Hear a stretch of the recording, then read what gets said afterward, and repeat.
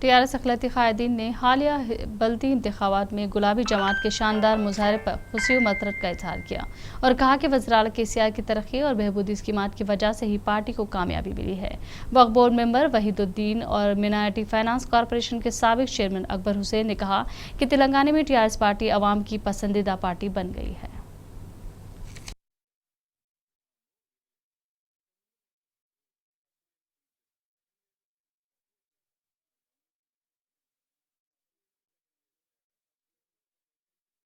में जिस तरह सागर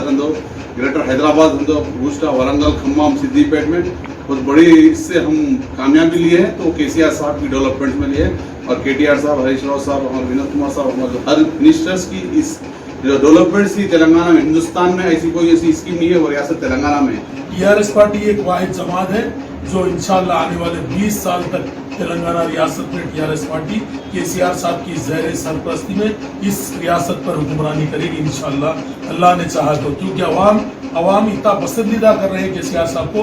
ना सिर्फ मामूली सी अवाम बल्कि मैं ये कहूँगा एजुकेटेड तबका भी, ग्रेजुएट हल्कों में भी अगर केसीआर साहब को वोट डालकर भारी अक्सरियत से जो कामयाबी दिलाई है, वो इस बात का सबूत है कि तालीम याफ्ता लोग भी टीआरएस को पसंद करने लगे हैं और दूसरे पार्टियों को बिल्कुल यहाँ से बिल्कुल सफाया करके रख दिया। इंशाल्लाह